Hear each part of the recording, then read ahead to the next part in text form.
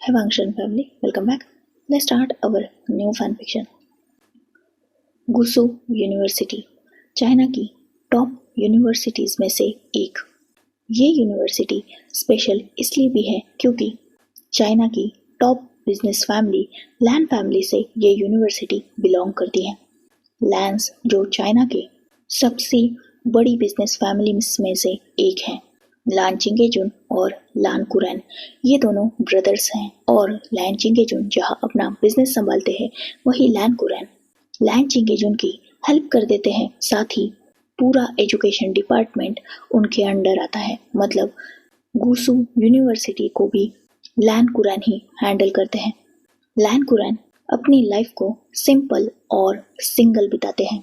वही लैन चिंगेजुन की एक छोटी सी क्यूट सी फैमिली है। उनकी वाइफ लैन ई वही उनके 2 अल्फा सन्स हैं। फर्स्ट इज लान सिचैन जो गुसू यूनिवर्सिटी में एक प्रोफेसर है। साथ ही लान चिंगेजुन और लैन कुरैन के साथ अपना बिजनेस भी संभालते हैं। वही वो एक स्ट्रॉन्ग अल्फा है। लैंस का सेकंड हायर लैन वांगजी एक स्ट्रॉन्ग डोमिनेटेड मस्क्यूलर अल्फा जिसकी एज फिलहाल सिर्फ 20 इयर्स ओल्ड है। वो गुसू यूनिवर्सिटी में ही स्टडी करता है। फिलहाल वो अपनी लाइफ को अपनी तरीके से जीता है। स्टडीज के साथ साथ दोस्तों के साथ फन करना, अपनी लाइफ को एंजॉय करना, यही सब फिलहाल उसकी लाइफ में चलता है। वैसे तो लान वांगजी अपनी फैमिली के सामने बहुत इनोसेंट, हम्बल, काइंड और एक संस्कारी बच्चा है, बट इन यूनिवर्सिटी उससे ज़्यादा pervert, shameless, naughty and most important Gusu university का सबसे बड़ा बुली कोई नहीं है। वैसे तो लैन फैमिली एक रिस्पेक्टेड फैमिली है, पर अगर लान वांगजी के कारनामे देखे जाए तो लैन फैमिली का सर शर्म से झुकेगा नहीं बल्कि जमीन में धंस जाएगा। पर पूरी गुसू यूनिवर्सिटी उसकी फैमिली से बिलोंग करती है। पूरी यूनिवर्सिटी जानती है कि लान वांगजी कैसा है, पर किसी में हिम्मत है जो जाकर लैन कुरैन या फिर लैन सिचैन से उसकी कंप्लेंट कर दे। द रीजन इज एक बार लैन कुरैन को एक स्टूडेंट ने जाके वांगजी की कंप्लेंट करने की कोशिश की थी और वांगजी ने उसका जो हाल किया था उसे सोचकर भी आज तक पूरी यूनिवर्सिटी कांपती है। वैसे तो लैन फैमिली में कोई भी वायलेंस नहीं करता और हर कोई अपने आदर्शों पर चलता है, पर लान वांगजी इसका अपोजिट है। लोगों को बुली करना, उन्हें तंग करना, उनके साथ प्रैंक करना, उन्हें हिट और बिट करना, ये उसे बहुत ज़्यादा पसंद है। एंड मोस्ट इम्पोर्टेंट, लान वांगजी एक जिद्दी किस्म का इंसान है। उसने अगर अपनी लाइफ में कोई चीज़ ठान ली तो वो उसे करके ही रहता है और अपने वर्ड्स को वो बहुत ज़्यादा रिस्पेक्ट करता है। जो उसने बोल दिया वो उसे कंप्लीट करना ही है। कोई फ़र्क नहीं पड़ता कि उसके लिए उसे कौन सी हद तोड़नी पड़े। वैसे तो लैन कुरैन, लैन चिंगेजुन, लैन ई को इस बारे में कुछ नहीं पता, पर लैन सिचैन जो ऑब्वियसली अपने बेबी ब्रदर को बहुत अच्छी तरीके से जानते हैं, वो वांगजी की सारी हरकतों से वाकिफ है। पर वो इस बात का हमेशा ख्याल रखते हैं कि वांगजी अपनी ज़्यादा हदें ना तोड़े। और वांगजी भी जानता है कि उसका ब्रदर उसके बारे में सब कुछ जानता है और उसका ब्रदर उसके लिए सपोर्टिव भी है, पर उसे भी ये बात पता है कि उसे अपनी लिमिट्स को क्रॉस नहीं करना, वरना वैसे तो सिचैन बहुत ज़्यादा काइंड और हम्बल पर्सन है, पर जितने वो काइंड है उतने ही ज़्यादा वो डेंजरस भी है। वांगजी अपने ब्रदर से बहुत प्यार करता है पर उनसे थोड़ा डरता भी है, पर फिर भी इन सब के बावजूद उन दोनों ब्रदर्स की बॉन्डिंग बहुत ज़्यादा अच्छी है। बहुत सारी ऐसी चीज़ें जिसमें लैन फैमिली को प्रॉब्लम होती है, पर सिचैन उस वक्त वांगजी का सपोर्ट करते हैं। वांगजी अपने ब्रदर की बहुत ज़्यादा रिस्पेक्ट करता है और उनसे प्यार भी करता है। वही अगर उसकी कॉलेज लाइफ के बारे में डिस्कस किया जाए तो उसके 2 बेस्टेस्ट फ्रेंड है।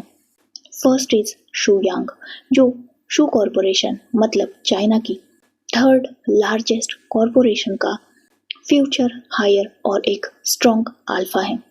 वांग जी के दिल के सबसे करीब और उसका सबसे अच्छा दोस्त। वही द सेकेंड इज नी हुसैन।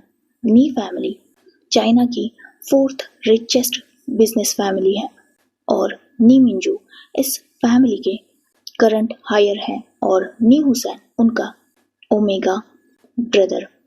वैसे तो नी हुसैन हद से ज़्यादा नॉटी और परवर्ट है, पर सिर्फ कॉलेज में, क्योंकि घर में उसकी इमेज इनोसेंट चाइल्ड की तरह है। नी हुसैन अपनी लाइफ में सबसे ज़्यादा अगर किसी से डरता है तो वो है नी मिंजू, मतलब उसके बड़े दगा। जितना वो उनसे प्यार करता है उससे कहीं ज़्यादा वो उनसे डरता है। इसलिए नी हुसैन जो कॉलेज में बहुत ज़्यादा प्रैंक करता है, बुली करता है सबको, पर इस बात का ख्याल हमेशा रखा जाता है कि नी हुसैन की कोई भी बदमाशी उसके दगा के पास ना पहुंचे, वरना नी हुसैन की वाट लगनी तो तय है। इन दोनों अल्फाज के बीच में वो एक ओमेगा है, पर तीनों की फ्रेंडशिप बहुत ज़्यादा पक्की है। वैसे तो ये दोनों मतलब शू यांग और वांग जी दोनों भी कॉलेज में सबसे ज़्यादा पॉपुलर हैं, क्योंकि एक तो ये सबसे ज़्यादा रिचेस्ट फैमिलीज के हायर है, सेकंड ये खुद भी बहुत ज़्यादा इंटेलिजेंट है। मतलब वांग जी भले ही कितनी भी बदमाशी क्यों ना करता हो, पर कॉलेज में हमेशा टॉप भी वही करता है। वैसे तो स्टडीज़ में उसका कोई ज़्यादा ध्यान नहीं रहता, पर वो इतना ज़्यादा इंटेलिजेंट है कि वो अपनी फैमिली का सर कभी भी झुकने नहीं देता। लैंस का एक रूल है, वो लाइफ में एक ही बार प्यार करते हैं और एक ही बार शादी करते हैं। वैसे तो वांग जी ओमेगास में बहुत ज़्यादा पॉपुलर हैं, पर वो किसी भी ओमेगा को आँख उठाकर देखना भी पसंद नहीं करता। हाँ, उसके आसपास बहुत सारे ओमेगास है, वो सबके साथ फ्लर्ट भी करता है, पर प्ले बॉय टाइप की इमेज कैरी करने के बावजूद आज तक कोई भी उसके इतना क्लोज नहीं जा पाया कि वांग जी उसे अपना बॉयफ्रेंड या फिर ओमेगा बोल सके। फ्लर्ट वो सबके साथ करेगा, बुली वो सबको करेगा, पर अपने दिल के और अपने बॉडी के करीब वो किसी को नहीं आने देता। सिवाय शू यांग और नी हुसैन के उसे कोई टच भी नहीं कर सकता, क्योंकि उसे फिजिकल टच से भी प्रॉब्लम होती है। इन दोनों के साथ वो कंफर्टेबल है, इसलिए इन दोनों का टच वो एक्सेप्ट करता है, वरना बाकी लोगों के टच से उसे बहुत ज़्यादा इरिटेशन फील होती है। वुसू यूनिवर्सिटी का फर्स्ट सेमेस्टर कंप्लीट हो चुका था और सबके रिजल्ट भी अनाउंस हो चुके थे। सेकंड सेमेस्टर जल्दी स्टार्ट हो जाता है और आज क्योंकि लैन सिचान की क्लास थी, लान वांग जी का पूरा गैंग भी क्लास अटेंड करने के लिए क्लासरूम में मौजूद था। लैन सिचान अपना लेक्चर कंप्लीट करते हैं और वो अभी अपनी बुक्स कलेक्ट कर ही रहे थे, तब डोर पर हल्का सा नॉक होता है। लैन सिचान अपनी नज़र उठाकर जब डोर की तरफ देखते हैं तब उनके फेस पर एक सॉफ्ट स्माइल आ जाती है। वो सारे स्टूडेंट्स की तरफ देखते हैं और उस इंसान को अंदर बुला लेते हैं। जैसे ही सब स्टूडेंट्स की नज़र उस पर्सन पे गई थी, एक पल के लिए सब मेस्मराइज हो चुके थे। एक beautiful strong omega, beautiful silky hairs जिन्हें रेड रिबन से टाई किया गया था, डीप शाइनी आईज और long eyelashes, fluffy nose and cherry red lips and most attractive lips के नीचे एक ब्यूटीफुल मोल। शायद ये सबसे ब्यूटीफुल ओमेगा होगा जो आज तक उन्होंने अपनी लाइफ में देखा होगा। सिचैन उस ओमेगा को सबके सामने लाते हैं और सारे स्टूडेंट्स की तरफ एक नज़र डालते हैं जो विंग को मेस्मराइजिंगली देख रहे थे। सिचैन के फेस पर एक स्माइल आ जाती है, क्योंकि इन सारे स्टूडेंट्स में आज अपना मुंह खोले उस ओमेगा को वांग जी भी देख रहा है। ऑब्वियसली इस ओमेगा की ब्यूटी एक्सट्रीम है।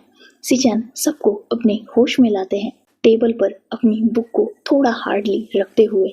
सारे स्टूडेंट जैसे ही अपनी होश में आते हैं, वो सब बहुत ज़्यादा क्यूरियस हो चुके थे इस ओमेगा की आइडेंटिटी जानने में।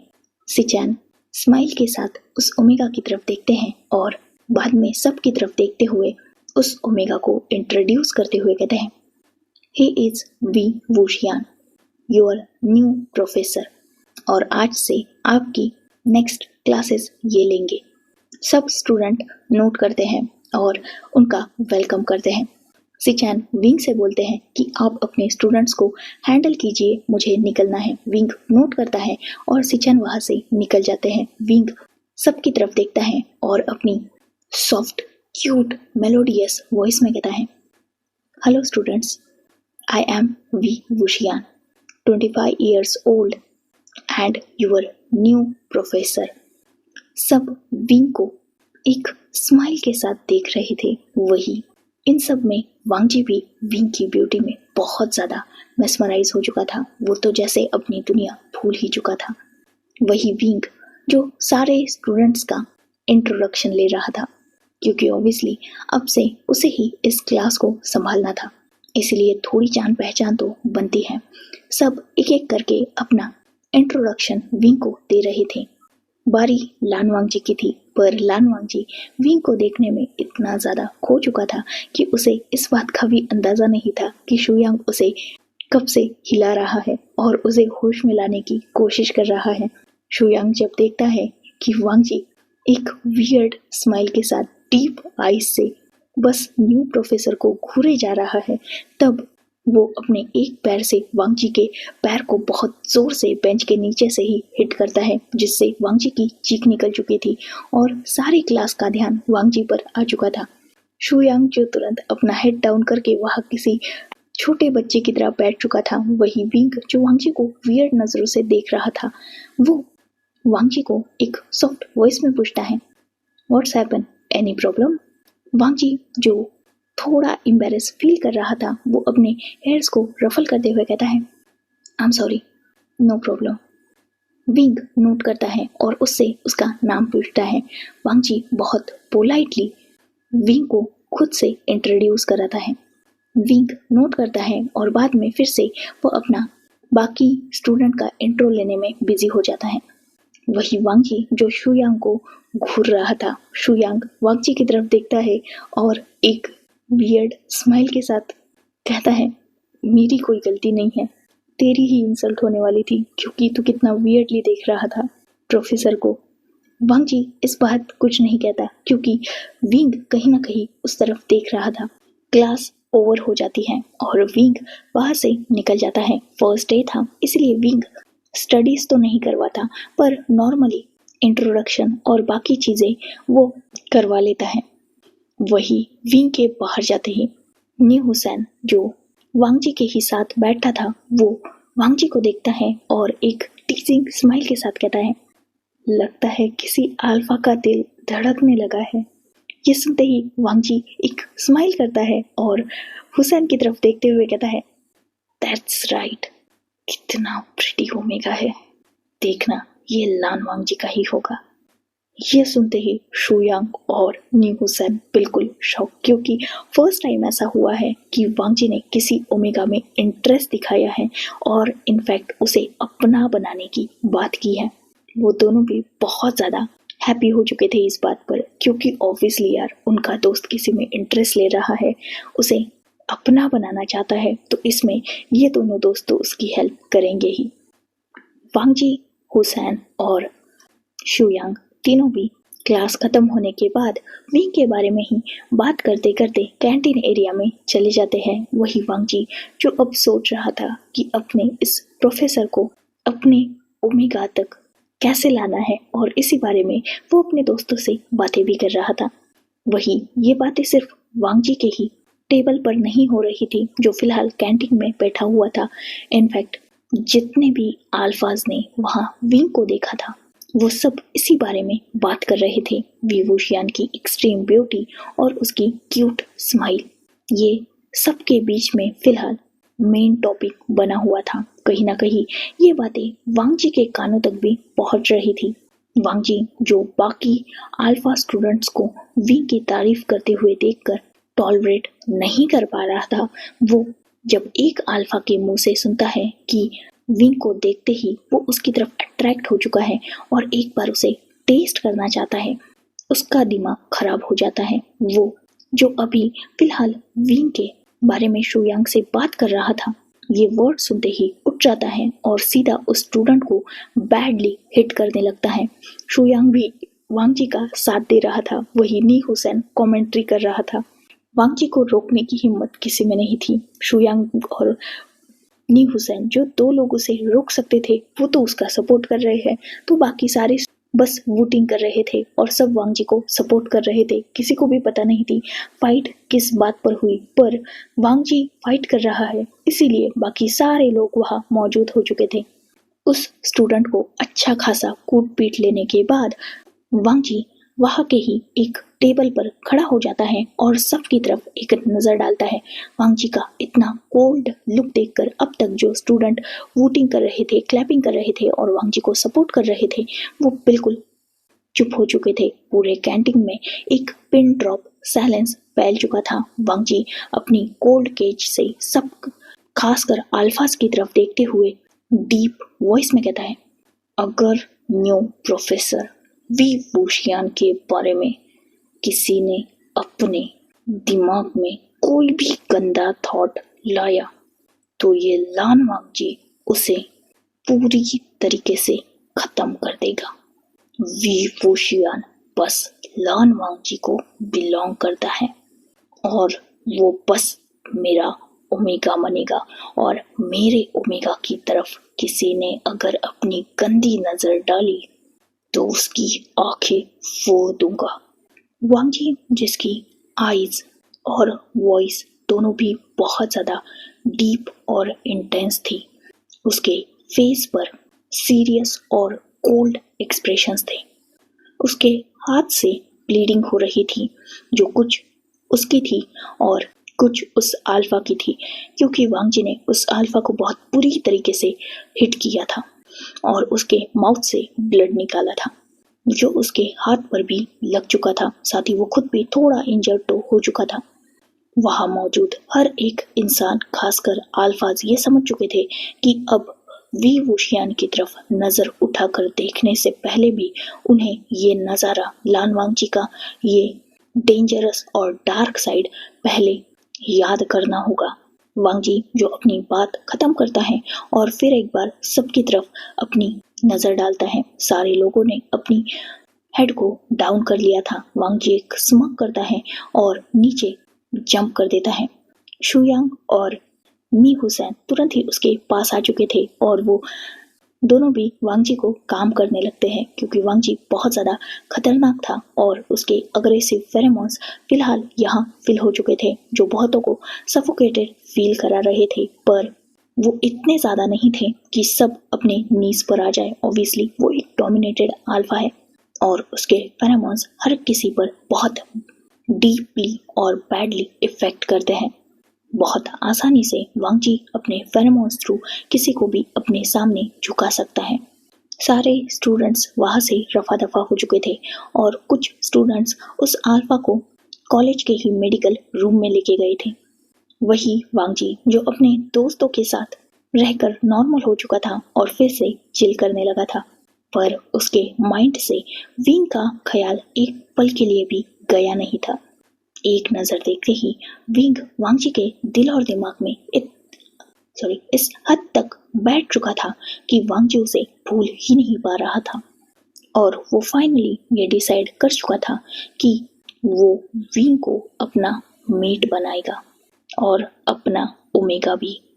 पर उसे कुछ तो ऐसा करना होगा जिससे विंग की अटेंशन उस पर आए, क्योंकि उसने फर्स्ट डे ही देख लिया है विंग इतना चार्मिंग है कि हर कोई उसकी तरफ अपने आप ही अट्रैक्ट हो ही जाता है। मतलब विंग की लाइफ में बहुत सारे ऐसे भी लोग होंगे जिन्होंने उसे अप्रोच करने की कोशिश की होंगी, या हो सकता है विंग का एक आध बॉयफ्रेंड भी हो। ये सोचते ही वांग जी के तन बदन में आग लग चुकी थी। कहीं ना कहीं शुयांग और हुसैन जो वहाँ मौजूद थे एक दूसरे से बात भी कर रहे थे, पर वांग जी को अपसेंट माइंडेड देखकर वो समझ चुके थे कि वांग जी के दिल और दिमाग में कुछ बात चल रही है। इसीलिए शुयांग वांगजी का ध्यान अपनी तरफ करने के लिए उसके शोल्डर पर हाथ रखता है। वांगजी जो अपने तुरंत होश में आ चुका था वो शुयांग को एक लुक देता है। शुयांग वांगजी से बहुत फ्रीली पूछता है कि वो क्या सोच रहा है। वांगजी शुयांग को और हुसैन को अपनी सारी बात बता देता है। ये बात सुनकर शुयांग और हुसैन भी ऑब्वियसली नोट करते हैं, क्योंकि इतना ब्यूटीफुल ओमेगा 25 इयर्स ओल्ड अब तक सिंगल होगा ये हार्डली मुश्किल है, पर नामुमकिन तो नहीं ना। इसीलिए वांगजी शुयांग और हुसैन को टास्क देता है कि उन्हें विंग के बारे में सारी इन्फो निकालनी है। वो दोनों भी तुरंत नोट करते हैं और फाइनली वो डे कंप्लीट हो जाता है। वांगजी जो अपने घर जा चुका था, पर विंग का ख्याल उसका पीछा ही नहीं छोड़ रहा था। विंग की वो क्यूट स्माइल, शाइनी आईज, उसके बोलने का तरीका, ये सब कुछ वांगजी के दिमाग में घूम रहा था। फर्स्ट टाइम किसी ओमेगा ने उस पर इतना बैडली इफेक्ट किया था और अब वो ओमेगा उसी का होगा, इस बात को वांगजी खुद मेक श्योर करेगा। नाइट हो चुकी थी और वांगजी अभी अभी डिनर कंप्लीट करके अपने रूम में आया था और वो देखता है कि सामने टेबल पर रखा उसका मोबाइल रिंग कर रहा है।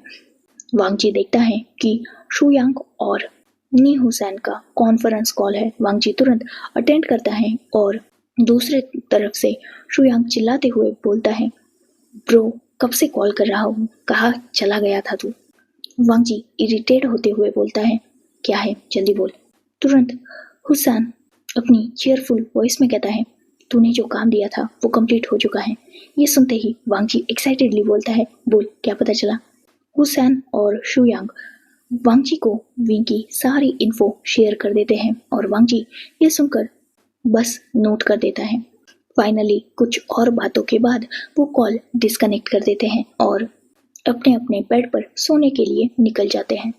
नेक्स्ट डे, आज कॉलेज में वांगजी बहुत ज़्यादा ही जल्दी आ चुका था। मतलब समय से वो करीबन 1 से 1.5 घंटा पहले कॉलेज पहुंच चुका था और इतना ही नहीं, उसने शुयांग और हुसैन को भी ज़बरदस्ती बुला लिया था।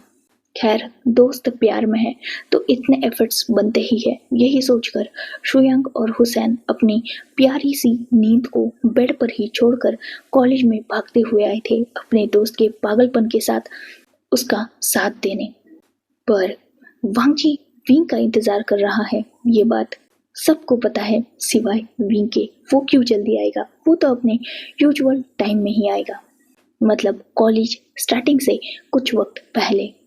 वांगजी जिसे हुसैन और शुयांग ने विंग की सारी इन्फो दे दी थी, इसीलिए विंग के कार का नंबर, मोबाइल नंबर, उसका वीचैट आईडी, उसके सारे सोशल मीडिया अकाउंट्स, यहाँ तक कि उसका एड्रेस भी वांगजी तक पहुंच चुका था। वांगजी जैसे ही विंग की कार को एंटर करते हुए देखता है, उसके फेस पर स्माइल आ चुकी थी।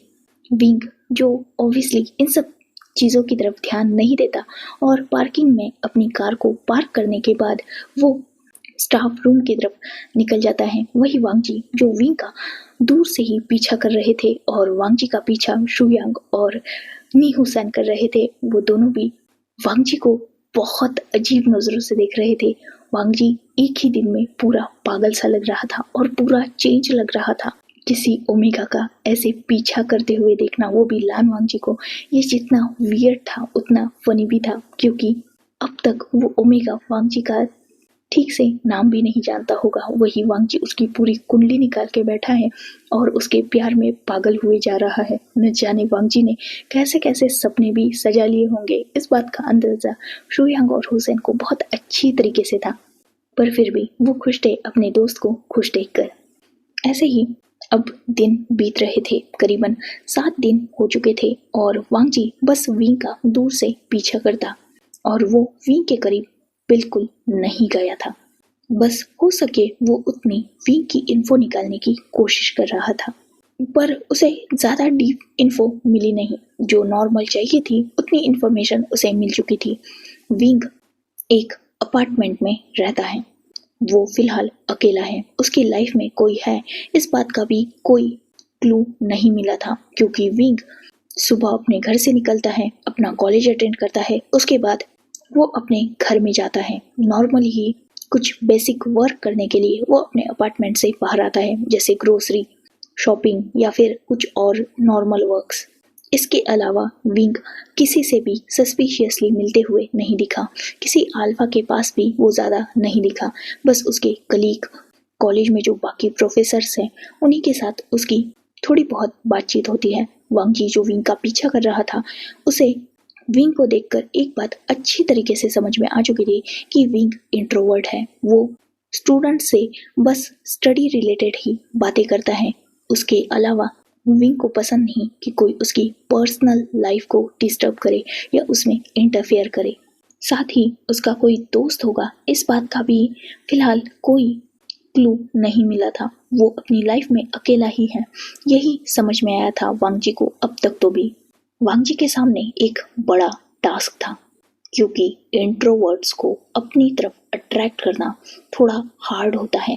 वैसे भी ये लोग अपनी ही दुनिया में रहते हैं, इन्हें दुनियादारी से कोई लेना देना नहीं होता। ऐसे में विंग को अगर इनकरेज करना है या फिर उसे अपनी तरफ अट्रैक्ट करना है, तो उसे एक तरह से फोर्स करना होगा, वरना विंग किसी से भी नॉर्मली बात भी करेगा ये मुश्किल ही है। कुछ स्पेशल लोगों को अपनी लाइफ में लाने के लिए कुछ अलग हटके और न्यू ही ट्राई करना होता है। पर क्या, कैसे वांग जी अपने ओमेगा को अपनी तरफ अट्रैक्ट करे, जबकि वो अपना हैंडसम फेस लेकर विंग के सामने 2-3 बार गया है, खुद होकर उनसे टकराया है, इनफैक्ट उनसे बात करने की कोशिश की है। पर विंग जो बस हाँ इट्स ओके, नो प्रॉब्लम, इनके अलावा ज़्यादा बातें करता ही नहीं। हाँ, वो अपनी स्टूडेंट्स को पढ़ाने में बहुत ज़्यादा अच्छा है, पर उनसे भी वो ज़्यादा कनेक्ट होने की कोशिश नहीं करता। वांग जी जो फिलहाल अपने ओमेगा को अपनी तरफ अट्रैक्ट करने में, उसका अटेंशन ग्रैब करने में बिजी था, वही शुयांग और हुसैन वांग जी की ये अजीब सी हरकतें देखकर कहीं ना कहीं बहुत ज़्यादा हंसते भी थे और कहीं ना कहीं वांग जी के लिए बुरा भी मानते थे, क्योंकि ऑब्वियसली वांग जी कितने एफर्ट्स कर रहा है, पर विंग जिसका अभी तक वांग जी पर कोई ध्यान नहीं गया, शायद ही विंग वांग जी का नाम भी जानता होगा। बेचारा बहुत परेशान था और कहीं ना कहीं उसकी वजह से शुयांग और हुसैन भी परेशान थे, क्योंकि ऑब्वियसली उसका काम बन नहीं रहा था, तो वो इन दोनों को हेडेक दे रहा था। पर ये दोनों भी क्या ही कर पाते। ऐसे ही कुछ वक्त गुजरता है और ऑब्वियसली कोई इम्प्रूवमेंट नज़र नहीं आ रही थी। वही विंग जो नॉर्मली अपना वर्क करता था, वो कॉलेज आता था, स्टूडेंट को टीच करता था, जितना काम हो उतना ही अपने मुंह से वर्ड्स बाहर निकालता था, बहुत कम लोगों से बात करता था। और सिर्फ वांग जी ही नहीं, बहुत सारे अदर लोग भी उसके साथ क्लिंजी होने की कोशिश करते थे, पर वो सबको इग्नोर करता था। इनफैक्ट बहुत सारे प्रोफेसर्स जो यंग थे, वो भी वांग जी की तरफ विंग की तरफ अट्रैक्ट हो रहे थे, और इस बात को वांग जी बहुत अच्छी तरीके से जानता था, पर फिलहाल वो इन सबको इग्नोर कर रहा था। वांग जी जो एक handsome, muscular, tall, strong, dominated alpha था, आज फर्स्ट टाइम ना उसके हैंडसमनेस का और ना ही उसके चार्म का कोई असर हो रहा था।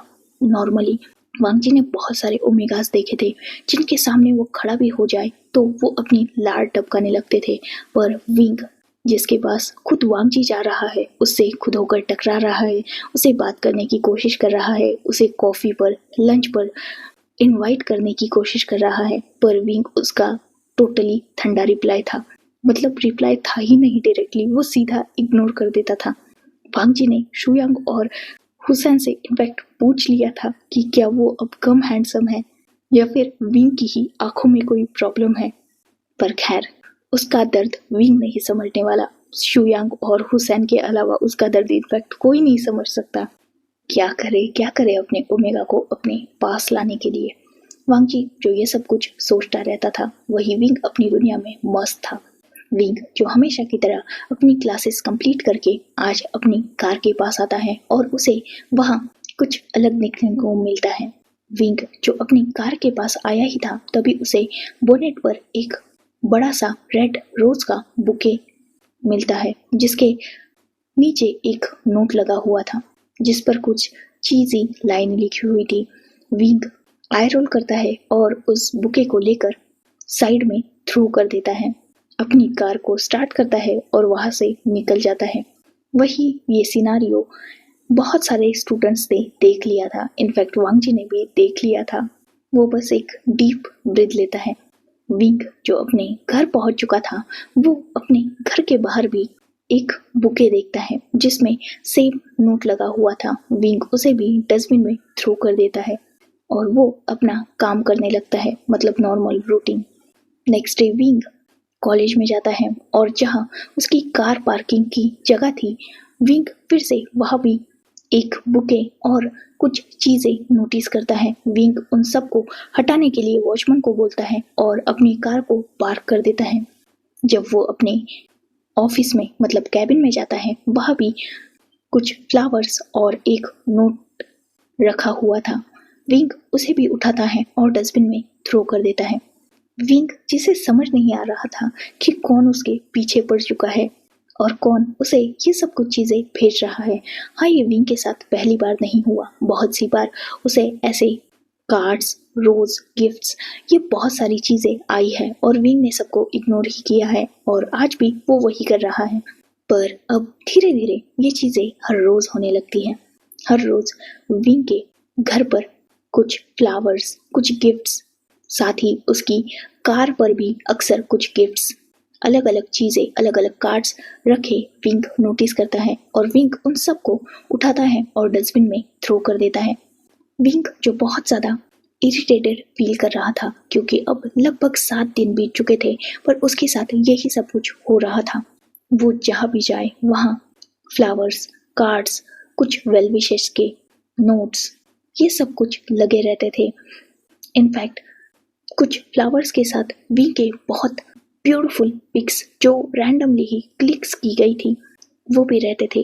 विंग जो समझ चुका था कि कोई उस पर स्टॉक कर रहा है, पर फिर भी वो इन सब चीज़ों को इग्नोर कर रहा था क्योंकि ये अभी तक कुछ ज़्यादा डेंजरस हुआ नहीं था। और वैसे भी विंग जानता था कि ये ज़रूर कोई ना कोई उसका कॉलेज स्टूडेंट ही कर रहा है क्योंकि ऑब्वियसली ये सारी बहुत नॉर्मल चीज़ें थी और उसके साथ पहले भी हो चुकी थी। वो अच्छी तरीके से जानता था कि इन सारी चीज़ों के साथ डील कैसे करना है। बस कुछ वक्त की बात है, विंग अगर उसे इग्नोर ही करेगा तो वो इंसान अपने आप ही विंग का पीछा छोड़ देगा, और नहीं छोड़ा तो विंग तो है ही संभालने के लिए। वैसे भी वो दिखने में भले ही क्यूट, सॉफ्ट और बहुत ज़्यादा अडोरेबल है, बट इन रियलिटी विंग का रियल फेस कोई नहीं जानता। विंग एक सॉफ्ट ओमेगा तो लगता है, पर वो एक स्ट्रॉन्ग और मोस्ट इम्पोर्टेंट डोमिनेटेड ओमेगा है। विंग को अपने सामने अल्फाज को झुकाना बहुत अच्छी तरीके से आता है। इनफैक्ट उनकी हड्डी पसली तोड़ना भी वो बहुत आसानी से जानता है। विंग जिसकी लाइफ में कोई एंटर करने की कोशिश कर रहा था, पर उस पर इसका कोई इफेक्ट हो नहीं रहा था।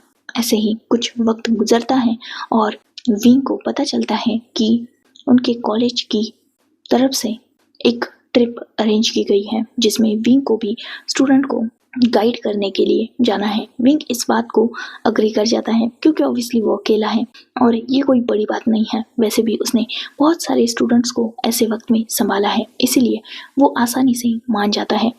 उसी ट्रिप में वांगजी भी जाने वाला था क्योंकि ऑब्वियसली उसका ओमेगा जा रहा है तो वो क्यों पीछे हटेगा। फाइनली सब प्रिपरेशन हो जाती है और ट्रिप का दिन भी आ जाता है। सब स्टूडेंट्स बहुत ज़्यादा एक्साइटेड थे ट्रिप के लिए क्योंकि ट्रिप एक फॉरेस्ट में होने वाली थी। ये एक कैंप की तरह था ताकि बच्चे फॉरेस्ट लाइफ से थोड़ा अटैच हो पाए और नेचर को समझ पाए। वैसे इस ट्रिप में सिचैन भी इंक्लूड थे। इनफैक्ट वांगजी, सिचैन और विंग तीनों भी एक ही बस में थे। सिचैन और विंग साइड बाय साइड बैठे हुए थे क्योंकि ऑब्वियसली दोनों प्रोफेसर हैं और दोनों को बच्चों को हैंडल करना है। वही वांगजी जो बिल्कुल विंग के सीट के पीछे बैठा था और उसके साइड में शुयांग था और दूसरे साइड में हुसैन। शुयांग, हुसैन और वांगजी तीनों भी अपनी अपनी बातें कर रहे थे, पर वो बहुत धीमे आवाज में बातें कर रहे थे क्योंकि सामने ही एक तो वांगजी का गग है और दूसरा वांगजी का फ्यूचर पार्टनर, तो दोनों को भी गलत नहीं लगना चाहिए ना, इसलिए वही वांगजी देख सकता था कि विंग उसके गगे के साथ थोड़ा कंफर्टेबल है और उनसे थोड़ी बहुत बातें कर लेता है, तो वो थोड़ा रिलैक्स था। मतलब वो अपने गग की थोड़ी बहुत हेल्प इनडायरेक्टली ले सकता है। यही सोचकर फाइनली वो अपने डेस्टिनेशन पर पहुंच जाते हैं।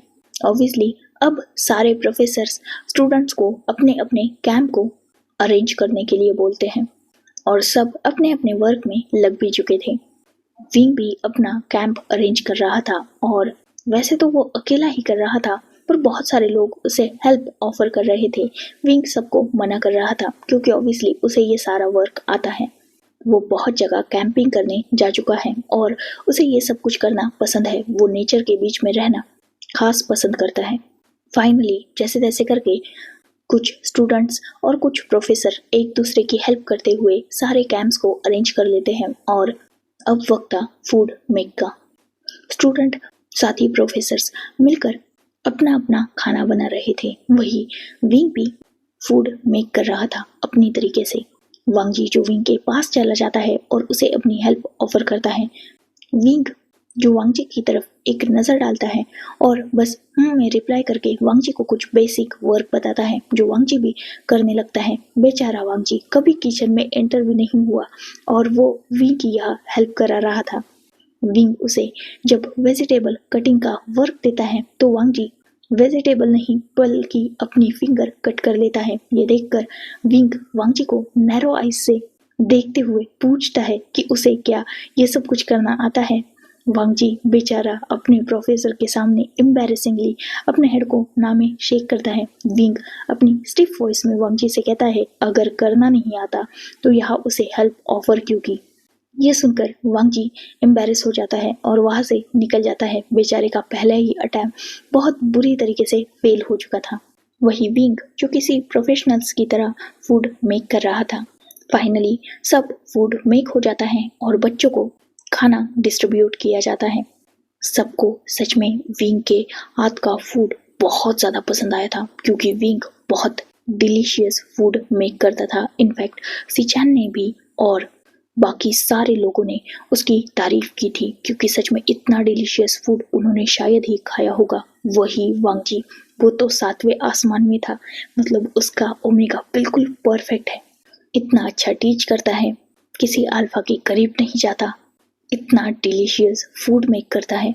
सच में ये एक आइडियल ओमेगा बनेगा, यही वांगजी अपने दिमाग में सोच रहा था। वही सिचैन जो ऑब्वियसली वांगजी को भी नोटिस कर रहे थे, उनका भाई था, सबसे ज़्यादा वो उसी को नोटिस करेंगे तो कहीं ना कहीं कुछ ना कुछ तो समझ रहे थे। फाइनली सबका डिनर हो चुका था। फिलहाल इवनिंग ही हुई थी, मतलब रात के करीबन 7 से 8 बजे हुए थे। खाना तो सबका हो गया, अब सब फन में लग चुके थे। सारे लोग एक जगह इकट्ठा होकर कुछ गेम्स खेल रहे थे। सब सर्कल में बैठे हुए थे और फाइनली सब डिसाइड करते हैं कुछ गेम्स के बाद कि अब ट्रूथ और डेयर खेलेंगे। सब इस पर अग्री कर जाते हैं और फाइनली एक बोतल को स्प्रिंग करके सब एक्साइटेडली उसकी तरफ देखने लगते हैं। धीरे धीरे वो बोतल एक एक की तरफ बढ़ रही थी और कोई ट्रुथ ले रहा था, कोई डेयर ले रहा था। जो डेयर ले रहा था उनके अच्छे से मजे ले रहे थे, वही ट्रुथ भी बहुत डेंजरस था क्योंकि सब एक दूसरे की पोल खोलने में लगे थे और सीक्रेट्स पूछ रहे थे। ऐसे ही कुछ फन के बाद वो बोतल फाइनली सिचैन पर आकर रुकती है। ये देखते ही वांगजी जिसके फेस पर एक नॉटी स्माइल आ चुकी थी, वो सिचैन की तरफ देखता है और एक्साइटेडली कहता है प्रोफेसर मैं आपसे सवाल पूछूंगा। ये सुनते ही सिचैन जो समझ चुके थे कि उनके भाई के दिमाग में कुछ अलग ही चल रहा है, वो नोट कर देते हैं। वैसे भी सिचैन ने ट्रुथ चॉइस किया था तो वांगजी सिचैन को टीज करते हुए कहता है प्रोफेसर अपने फ्यूचर ओमेगा की कोई इंफॉर्मेशन। ये सुनते ही सिचैन वांगजी की तरफ नैरो आइज करके देखने लगते हैं। वही वांगजी जिसके फेस पर टीजिंग स्माइल थी और सब क्यूरियसली सिचैन की तरफ देख रहे थे क्योंकि ऑब्वियसली सिचैन भी एक हैंडसम अल्फा थे और बहुत सारे ओमेगाज उनमें भी इंटरेस्टेड थे, पर कोई भी सिचैन की लाइफ के बारे में कुछ ज़्यादा जानता नहीं था। ऑब्वियसली वो भले ही एक रिप्यूटेड फैमिली से आते थे पर अपनी लाइफ को पर्सनल रखना लैंस को बहुत अच्छी तरीके से आता था। यही रीज़न था कि लैंस के बहुत कम ही पर्सनल चीज़ें नेट पर या सोशल मीडिया पर अवेलेबल हो पाती थी, और इस सवाल का जवाब बहुत सारे लोग जानना चाहते थे। वही सिचैन जो जानते थे कि वांग जी उनसे क्या बुलवाना चाहता है, इसीलिए वो वांग जी की तरफ देखते हैं। He is good, absolutely good, and you know what, you focused on yours. इतना बोलकर वो अपनी एक एब्रो रेज करते हैं। वांग जी जो समझ चुका था कि उसका भाई उसका सीक्रेट जान चुका है, वो स्मग करते हुए कहता है, डोंट वरी प्रोफेसर, आप मुझे जानते हैं ना। सिचैन बस नोट कर देते हैं। वही उनकी ये कन्वर्सेशन ज़्यादा लोग तो समझ नहीं पाए थे, पर एक बात सबको फाइनली अच्छी तरीके से समझ में आ चुकी थी कि सिचैन सिंगल नहीं है। ऑब्वियसली सब जानते ही थे कि ये दोनों ब्रदर्स हैं, इसलिए इन दोनों में ज़्यादा कोई इंटरफेयर नहीं करता। वैसे भी वांग जी का टेम्पर और सिचैन का पोलाइट नेचर दोनों भी बहुत रिस्की थे, क्योंकि सिचैन जितने पोलाइट थे उतने डेंजर थे, वही वांग जी उसके सामने तो डेंजर वर्ल्ड ये भी बहुत फीका था। वही विंग जो इन सब चीज़ों में ज़्यादा ध्यान नहीं दे रहा था, इनफैक्ट वो सबको अवॉइड ही कर रहा था और ज़्यादा इसमें इंटरफेयर भी नहीं कर रहा था। पर नेक्स्ट उसी का चांस आ जाता है और बेचारे को अब इसमें इंक्लूड होना ही पड़ता है, क्योंकि बहुत सारे स्टूडेंट उसे चीयर कर रहे थे। वांग जी जो विंग की तरफ देखता है और सॉफ्ट स्माइल के साथ कहता है, प्रोफेसर, ट्रूथ और डेयर। विंग वांग जी की तरफ देखता है और थोड़ा नॉर्मल ही बोलता है, डेयर। वांग जी विंग की तरफ देखता है और ऑब्वियसली वो अपनी इमेज डाउन नहीं करना चाहता था, इसीलिए सॉफ्टली कहता है, प्रोफेसर, योर हॉबी। विंग वांग जी की तरफ देखता है और स्टिफली कहता है, म्यूजिक एंड पेंटिंग। ये सुनते ही सब बहुत ज़्यादा एक्साइटेड हो चुके थे। वांग जी उठ जाता है और वो विंग की तरफ देखते हुए बहुत एक्साइटेडली बोलता है, म्यूजिक मतलब क्या आप सिंगिंग करते हैं या कुछ। विंग बीच में ही वांग जी को कट ऑफ करते हुए कहता है, इंस्ट्रूमेंट प्ले करता हूँ। ये सुनते ही वांग जी और भी ज़्यादा एक्साइटेडली कहता है, which instrument. Wing stiff face के साथ कहता है, piano, violin, guitar and flute.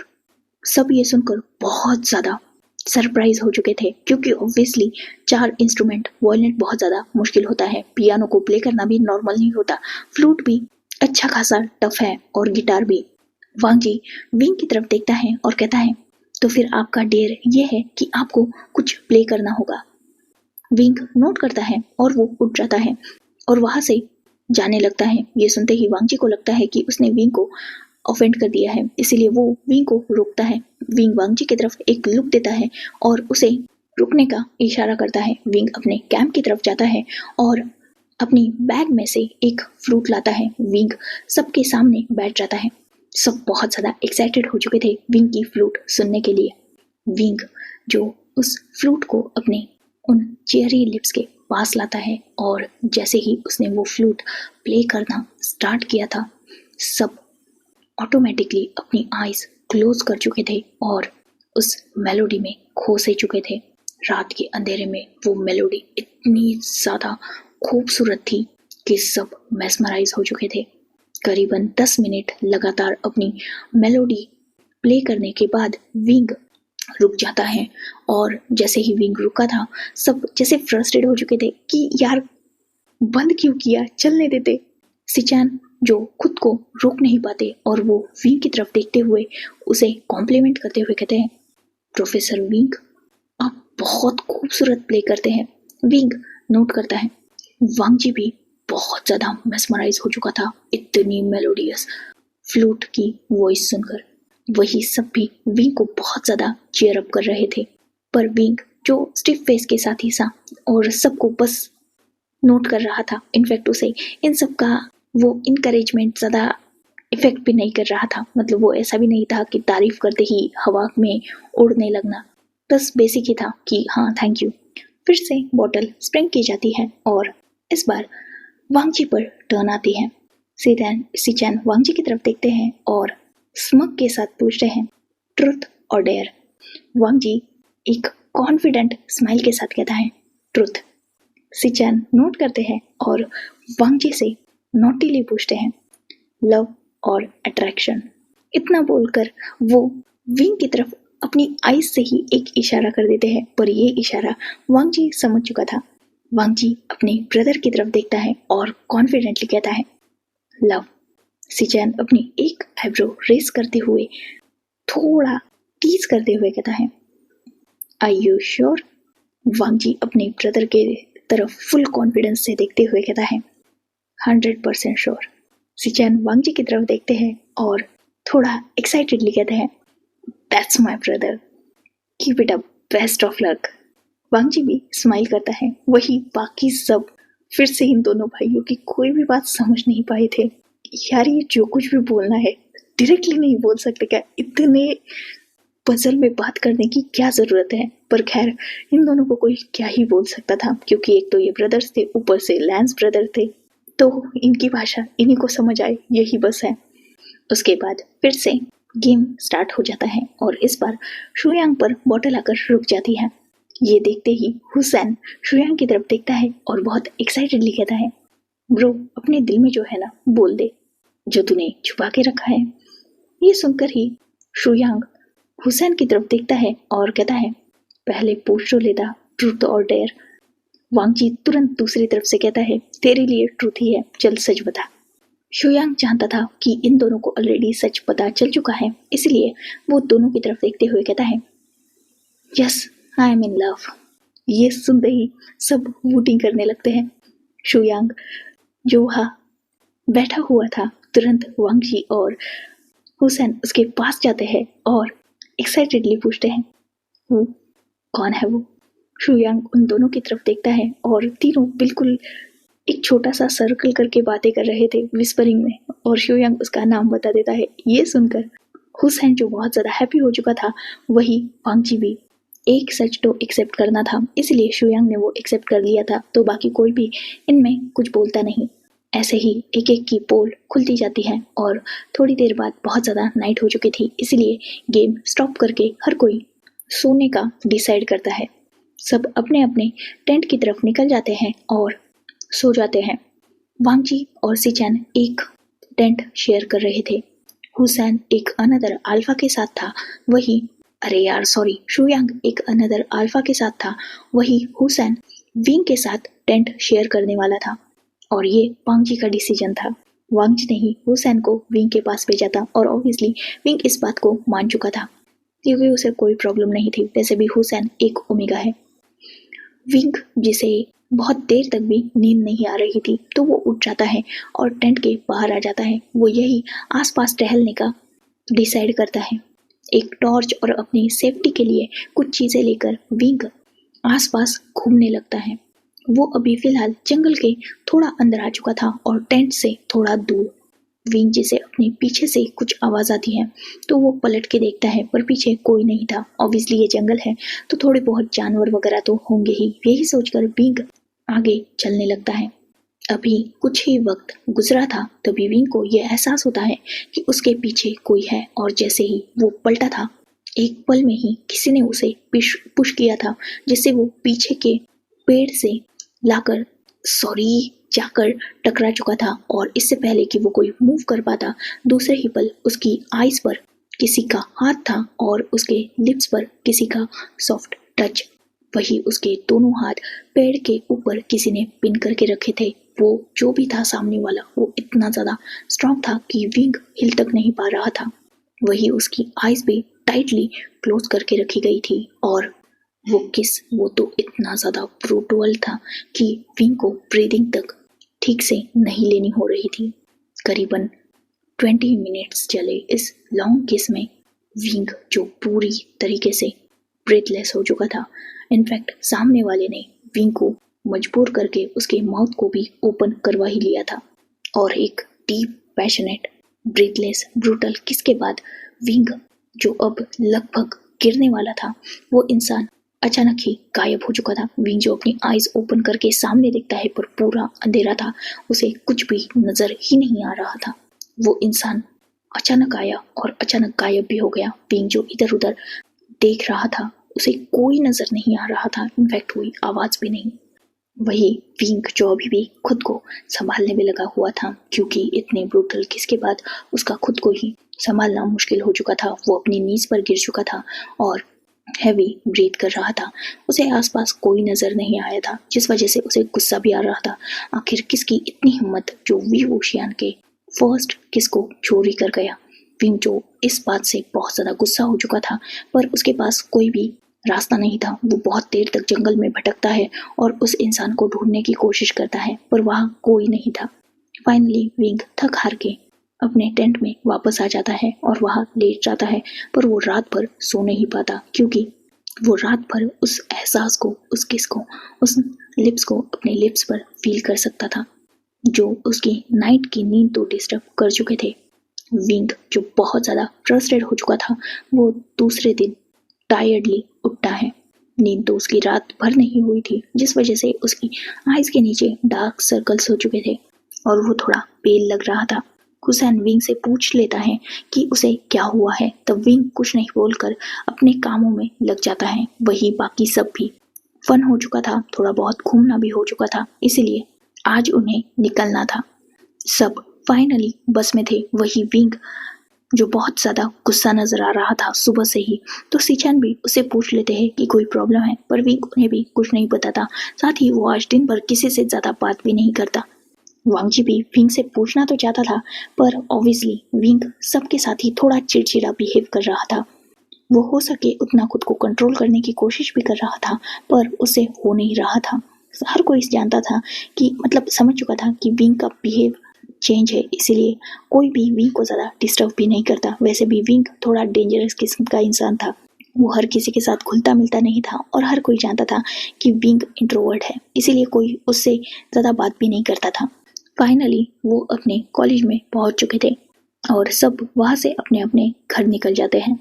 घर आते ही विंग देखता है कि फिर एक बार उसके घर के सामने कुछ फ्लावर्स रखे हैं। विंग उन्हें उठाता ही इरिटेटली डस्टबिन में थ्रो कर देता है, अंदर जाता है, फ्रेश होकर अपने वर्क पर लग जाता है। वही वांगजी भी सेम रूटीन फॉलो करता है। वो भी घर जाते ही अपने रूटीन को कंप्लीट करता है और एक डीप स्लीप लेता है। आज वो बहुत ज़्यादा खुश था, इसीलिए उसे नींद भी बिल्कुल कंफर्टेबली आती है।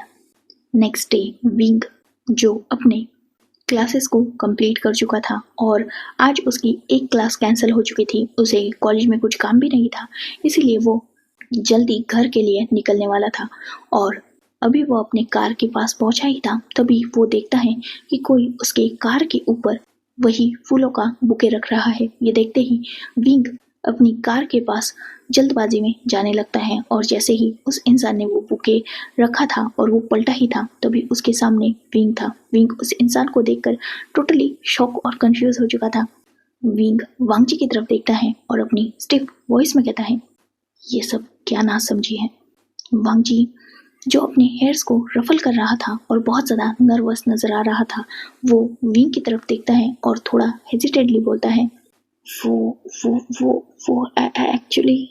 विंग फिर से अपनी स्टिफ वॉइस में कहता है, आई सेड ये सब क्या है, क्यों कर रहे हो तुम ये सब कुछ, और अब तक मुझे जो कार्ड्स बुके वो सब तुम भेज रहे हो, पर क्यों? क्या तुम जानते नहीं कि हम दोनों का रिलेशन क्या है? तुम स्टूडेंट हो और मैं तुम्हारा टीचर हूँ। शर्म नहीं आती ये सब कुछ करते हुए? क्या तुम्हारे ब्रदर से तुम्हारी शिकायत करनी पड़ेगी मुझे? ये सुनते ही वांगजी विंग की तरफ देखता है और तुरंत बोलता है, अरे नहीं टीचर, मेरी पूरी बात सुन लीजिए। आई मीन प्रोफेसर, वो मैं आपको सब बताता हूँ, प्लीज प्लीज ब्रदर को कुछ मत बताना। मैं आपसे बात करना चाहता हूँ। मैं आज आपको शाम को 6 बजे कैफे में मिलूंगा और वहाँ हम बात करेंगे। प्लीज तब तक किसी को कुछ मत बताना प्लीज। मैं आपको सब सच बता दूंगा। विंग एक डीप ब्रीथ लेता है और वो नोट करता है। वो उस फ्लावर के बुके को वांगजी को रिटर्न करते हुए कहता है, इसे लेके जाओ और मैं इंतजार करूंगा। अगर 6 बजे से 1 मिनट भी लेट हुए तो सिचैन को मैं कॉल करके सब कुछ बता दूंगा। वांगजी नोट करता है और वो वहां से निकल जाता है। 6 बजने को बस 10 मिनट बाकी थे और विंग उस कैफे के आसपास पहुंच चुका था। वो जब कैफे में एंटर करता है तब वो देखता है कि वांगजी ऑलरेडी एक साइड में एक टेबल पर बैठा हुआ है। वांगजी विंग को आवाज देता है और विंग उस डायरेक्शन में निकल जाता है। वो वांगजी के सामने बैठ जाता है और अभी विंग को बैठे बस 1 ही सेकंड गुजरा था, तभी विंग के सामने उसकी पसंदीदा कैफेचिनो आ जाती है। विंग जो ये देखकर थोड़ा शॉक और सरप्राइज हो चुका था, वो वांग जी की तरफ देखता है। वांग जी एक स्माइल के साथ कहता है, एक्चुअली ये मैंने ऑर्डर किया है। विंग नोट करता है और वो वांग जी की तरफ थोड़ा सस्पिशियसली देखने लगता है। वांग जी एक स्माइल के साथ कहता है, सर प्लीज पहले साथ में कॉफी पी ले, थोड़ा टाइम चाहिए मुझे। विंग एक डीप ब्रीथ लेता है और नोट करता है। वो दोनों भी साथ में अपनी अपनी कॉफी एंजॉय करते हैं और विंग जो वांग जी की तरफ देख रहा था, फिलहाल कॉफी खत्म हुए भी 10 मिनट से ज्यादा ही हो चुके थे, पर वांग जी जो अभी भी नर्वस नजर आ रहा था, वो विंग से अपनी आई कांटेक्ट ब्रेक कर रहा था और बार बार अपने हाथों को एक दूसरे पे रब कर रहा था। विंग कुछ भी नहीं बोल रहा था, वो वांग जी का ही बोलने का इंतजार कर रहा था। वांग जी कुछ देर बाद एक डीप ब्रेथ लेता है और विंग की आंखों में देखते हुए कहता है, सर प्लीज मैं जो भी बताऊं ना उसे अपने तक ही रखना, और प्लीज प्लीज मेरे ब्रदर और मेरी फैमिली को मत बताना, वरना सब मुझे बहुत ज्यादा डांटेंगे। विंग नोट करता है। वांग जी विंग की तरफ देखता है और थोड़ा हेजिटेडली अपनी बात को स्टार्ट करता है। सर एक्चुअली मैं जो बताऊंगा ना उस पर बस ट्रस्ट करना, हाँ, और गुस्सा मत करना। विंग फिर से नोट करता है। वांग जी फिर से डीप ब्रीथ लेता है और वो विंग के हाथ को अपने हाथ में टाइटली होल्ड कर लेता है। इनफैक्ट अपने दोनों हाथों के बीच में टाइटली होल्ड करता है। विंग जो सामने टेबल पर बैठा हुआ था और वो एक झटके में फ्लिंच हो जाता है, क्योंकि वांग जी ने एक झटके में उसका हाथ अपनी तरफ खींचा था और उसे होल्ड किया था। विंग जो अपना हाथ पीछे खींचना चाहता था, पर तुरंत ही उसे वांग जी की वॉइस सुनाई देती है, प्रोफेसर प्लीज थोड़ी हिम्मत मिलेगी। विंग एक डीप ब्रीथ लेता है और नोट करता है और वो वांग जी की बात का इंतजार करने लगता है। वांग जी विंग की तरफ देखता है और नर्वसली कहता है, वो एक्चुअली हम कैंप पे गए थे ना। विंग नोट करता है। वांग जी अपनी बात को कंटिन्यू करते हुए कहता है, मैं जानता हूँ उस रात आप क्यों इतने ज्यादा परेशान थे और रात को क्यों सोए नहीं थे और दूसरे दिन आपका मूड इतना ज्यादा ऑफ क्यों था। ये सुनते ही विंग सस्पिशियसली वांग जी की तरफ देखते हुए कहता है, क्या मतलब। वांग जी विंग की तरफ देखता है और स्ट्रांगली कहता है, एक्चुअली मैं जानता हूँ कि उस दिन आपको जंगल में किसी ने किस किया था। ये सुनते ही विंग की आईज शॉक में बड़ी हो चुकी थी और वो वांग जी को देखते हुए तुरंत एक लुक देता है और स्ट्रॉन्ग वॉइस में कहता है, किसने की थी वो बदतमीजी। क्या तुम। तुरंत वांग जी विंग की बात को कट ऑफ करते हुए कहता है, अरे नहीं नहीं नहीं नहीं, नहीं प्रोफेसर, आप मुझे गलत समझ रहे हैं। मैं आपको जो बता रहा हूँ ना वो बिल्कुल सच है। मेरी पूरी बात शांति से सुनिए। विंग नोट करता है। वांग जी विंग की तरफ से अपना आई कांटेक्ट अवॉइड करते हुए कहता है, एक्चुअली इतने दिनों से आपको जो फ्लावर्स आ रहे हैं ना वो सब मैं रख रहा हूँ। विंग वांग जी की तरफ अपनी नैरो आइज करते हुए देख रहा था। वांग जी एक नजर विंग की तरफ देखता है और फिर से अपनी नजरों को नीचे झुकाते हुए कहता है, वो पर वो किस मैंने नहीं किया। इतना बोलकर वांग जी अपना एक हाथ विंग के हाथ से हटाता है और अपने मोबाइल को विंग की तरफ शो करता है। विंग उसके मोबाइल की तरफ देखता है और ये किसी का अकाउंट था। विंग वांग जी की तरफ सस्पिशियसली देखते हुए कहता है, ये क्या है। वांग जी विंग की तरफ और भी उस मोबाइल को खिसकाते हुए कहता है, आप खुद ही देख लीजिए।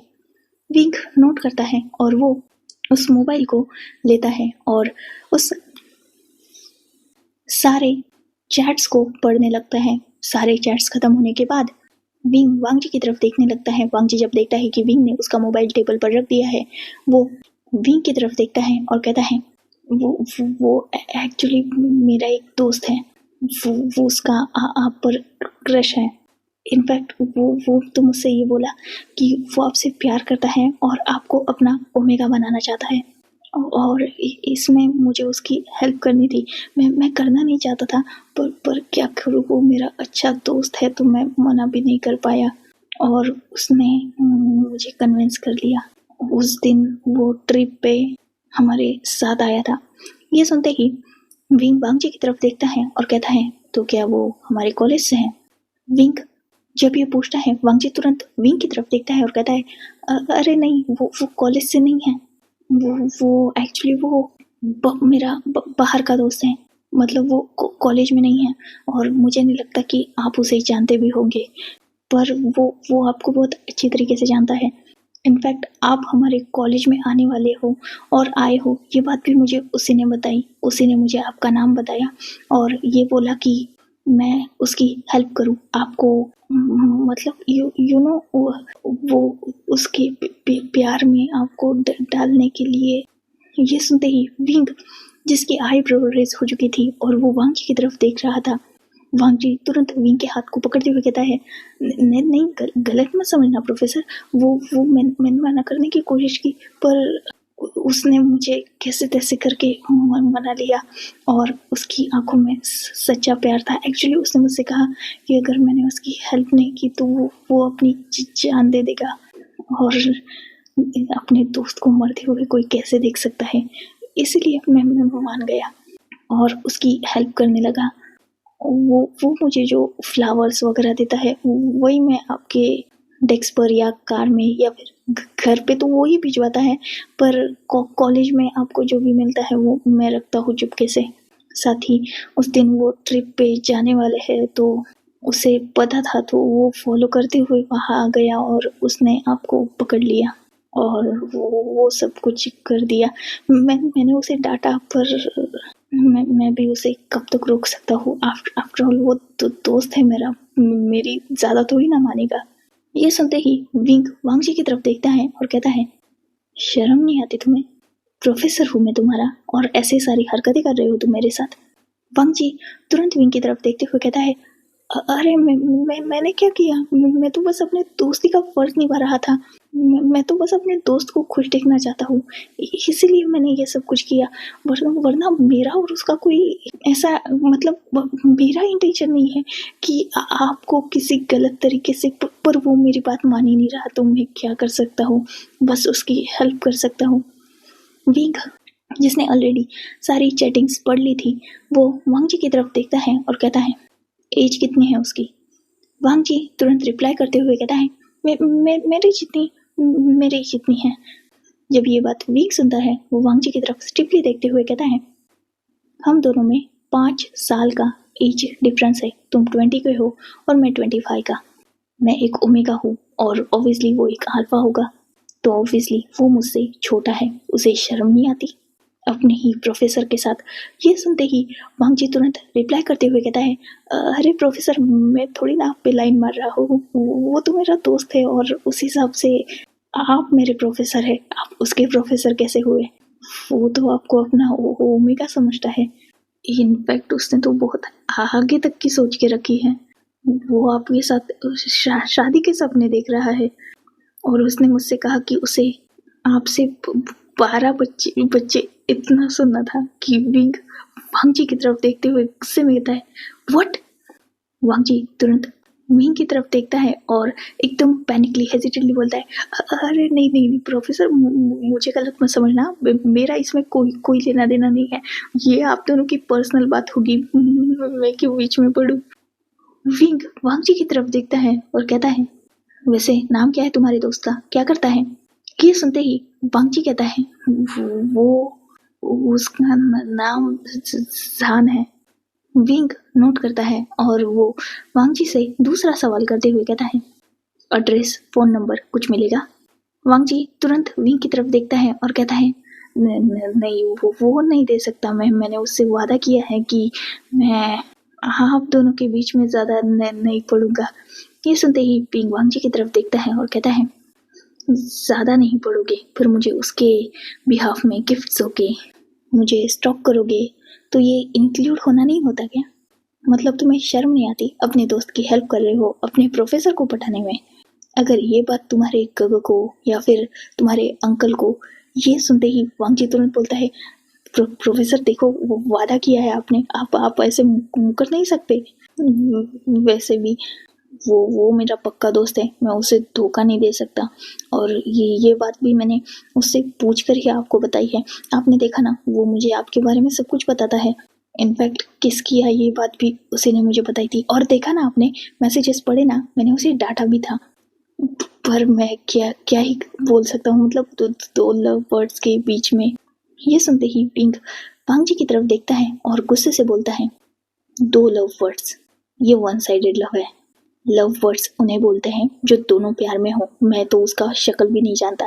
ये सुनते ही वांग जी बोलता है, वो बहुत सा मेरे जैसा ही दिखता है, मतलब हैंडसम है, टॉल है, मस्कुलर है, स्ट्रॉन्ग एंड डोमिनेटेड अल्फा है, वो परफेक्ट है, उसकी फैमिली बैकग्राउंड भी अच्छा खासा है, और बिलीव मी, मैंने उसकी आंखों में आपके लिए प्यार भी देखा है।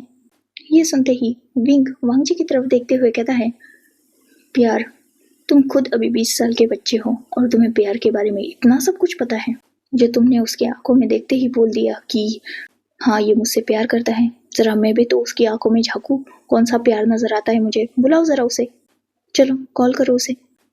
ये सुनते ही वांग जी तुरंत अपने मोबाइल को उठा लेता है, उसे लॉक करता है और अपने पॉकेट में हड़बड़ाते हुए डालते कहता है, नहीं, मैं उसे धोखा नहीं दूंगा। वो दोस्त है मेरा और मैं अपने दोस्तों के लिए कुछ भी कर सकता हूँ। वो वादा किया है मैंने उससे, वो मैं तोड़ नहीं सकता।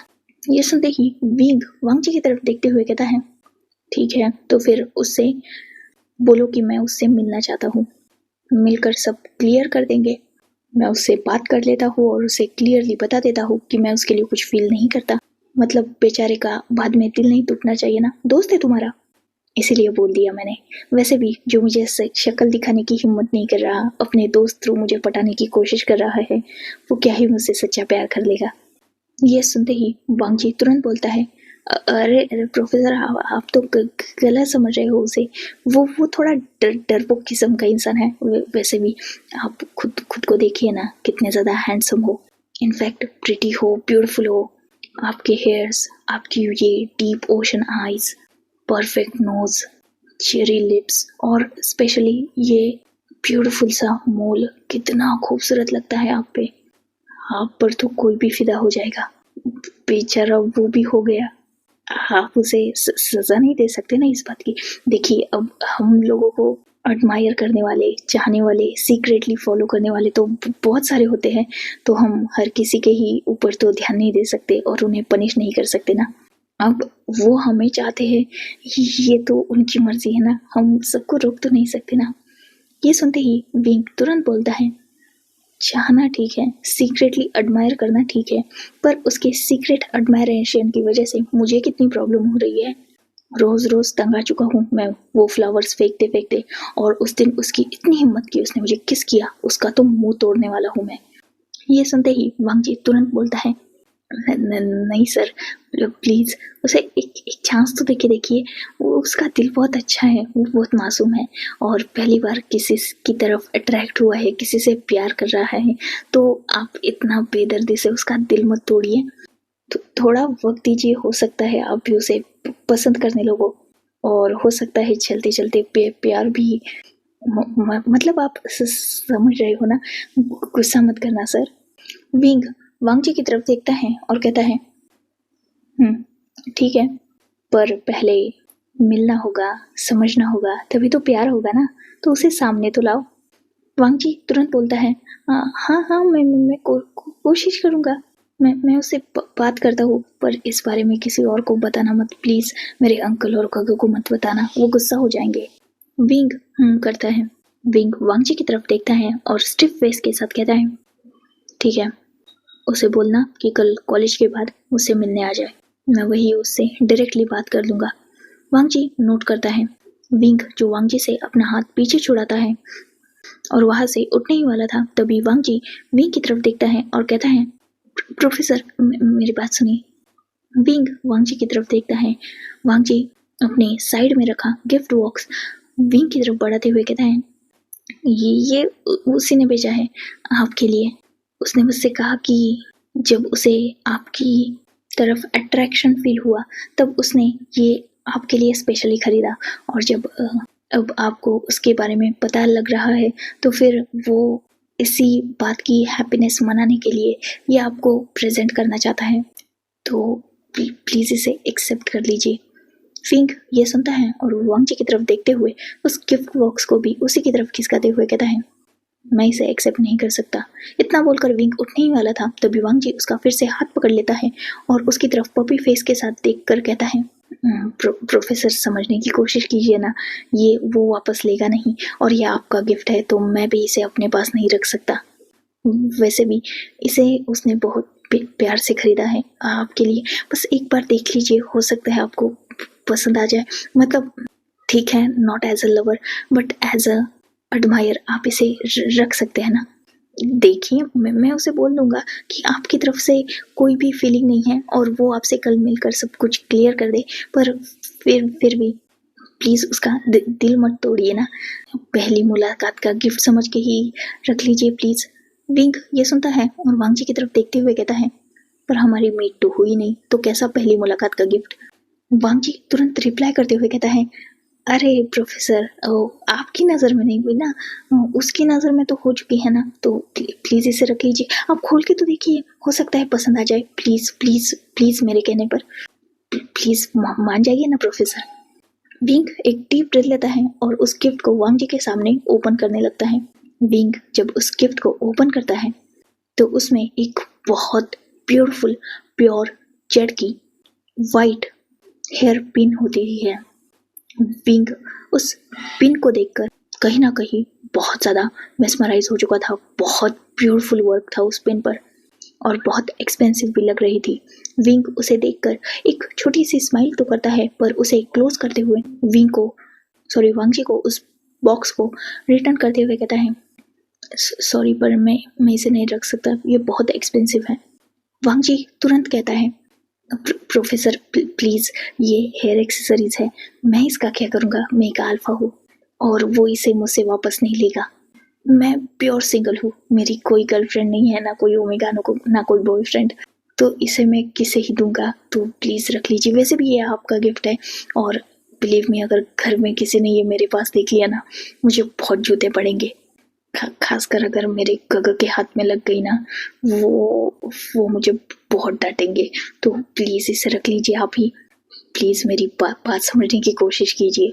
विंग एक डीप ब्रीथ लेता है और उसे एक्सेप्ट कर लेता है और वो वांगजी की तरफ देखते हुए कहता है, उसे थैंक्स बोल देना और बोलना कि सच में ये बहुत ब्यूटीफुल है, पर मैं इसे अपने पास नहीं रखूंगा, मैं इसे कल वापस कर दूंगा।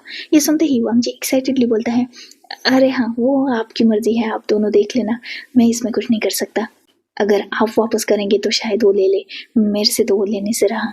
वैसे भी उसने कहा है कि ये उसके लिए बहुत स्पेशल है क्योंकि ये उसके फैमिली के हैं, तो आप अपने हिसाब से देख लेना। मैं उसे कल बता दूंगा कि वो आपसे मिलने आ जाए। ठीक है, थैंक यू प्रोफेसर, और प्लीज़ गगो को मत बताना। विंग नोट करता है और वांगजी वहाँ से निकल जाता है। विंग उस हेयर पिन की तरफ देखता है और एक स्माइल करता है और उसके बाद वो भी वहाँ से निकल जाता है। So, enough for today. Let's take a break. Next chapter in next video. If you like my explanation, like, comment, and subscribe my channel. Hopefully, you all are enjoying this fan fiction. Goodbye. Take care. Enjoy your beautiful life.